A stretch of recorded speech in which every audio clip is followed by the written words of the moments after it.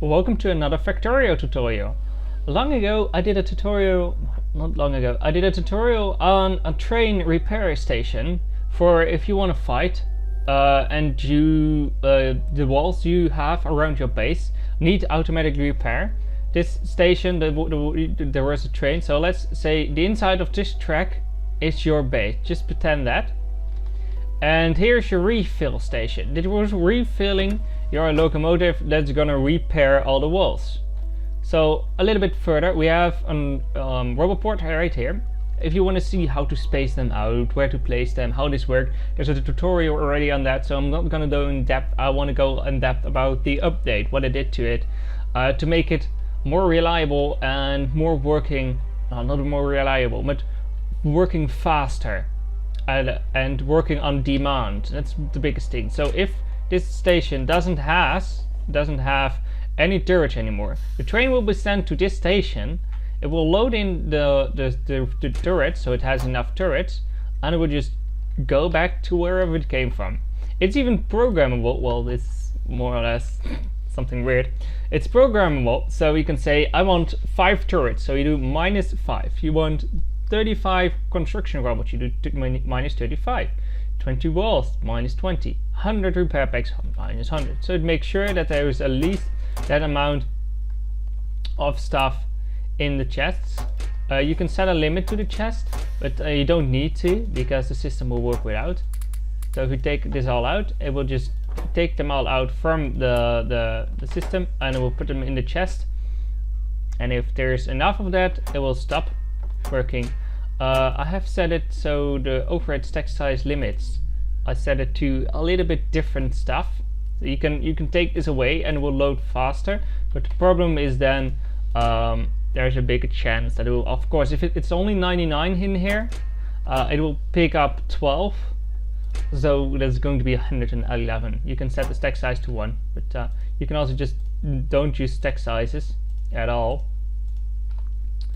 like that. And then there's a little bit more roboports, a little bit more in the chest, but I don't like that, so I'm just gonna set it like this, and this overhead stack size to 10. That's what I like the most.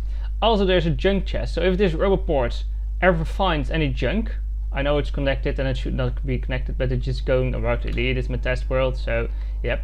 So if this finds any junk, like it finds this as junk, the train will come, take the junk, put it in the back seat of the train, and when the junk is away, it will just go back to the normal station, or when it's full.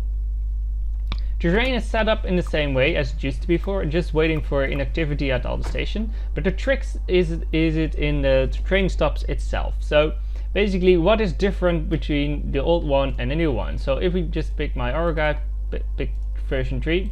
So this is version 3. You can see a little bit of difference. So version 3 just works with reading out this signal, and if there's less than 100 repair packs in this chest, it will continue work. So here we say if it's less than 100, it will work.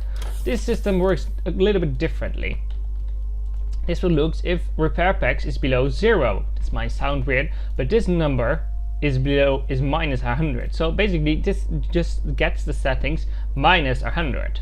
So that means that settings, if we read it out, so we just pick a poll and read it out. There's a blueprint steering in the description if you're wondering, so that works. So it now gets the signal minus 100. So it wants to put stuff in there until that minus 100 is being compromised by the amount that's in the chest, which would be 100. And that way it makes 100 in there. Then we have the system, so if the junk in this chest, it does the junk times -1, which basically just inverts it and makes it a negative number. So if you put in 5 green wires, it makes it a negative number on a green circuit layer. So if we just add, you can see in the green circuit to make it -5. This will turn on the lamp, and then we just remove something somewhere. It will turn on the lamp right here. You can see better. So if I take this out, the lamp will be on, and now the train will stop. So basically, if this lamp is on, the train will stop. You can also look at the lights, but I really like that there's a lamp next to that. I'm missing that, so I included that. And it's the too few turrets, it will just let a train come pass by. This will work with quite a lot of stuff. So let's say here is nothing anymore. Here's that missing. Here is some junk. Here's turrets missing. Here's more junk. And here is walls missing. So now wait on the train, and the train will just go to all tracks. You can see if I go to this tab, you can see that this is not red. Now it's red, and it means that the train doesn't need to stop here anymore.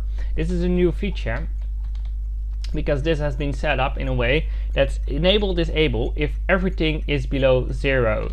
So basically, if there's enough in the chest that this inserter cannot work, this cannot work, that cannot work, this signal has been negative, so if there's nothing in this chest, then the train will be deactivated and the lights will flash red, like that. And also the names will be red, so the train needs to wait there and there now. Now it's gonna wait on A6. Let's watch it. It just puts stuff in the chest, and then it will just continue going. But it doesn't have enough repair packs, so it's gonna do a second round just to fill in the repair packs, because there's none repair packs in there. So that's nice, and also the junk chest is working quite nicely. Let's put some more junk back in here because I was testing. So the blueprint string will be in the description, so don't worry about that. There's a Passman link. If you want to see the other one, it's in the eye icon or in the description down below. For now, I hope you enjoyed it, and have a nice day, and goodbye.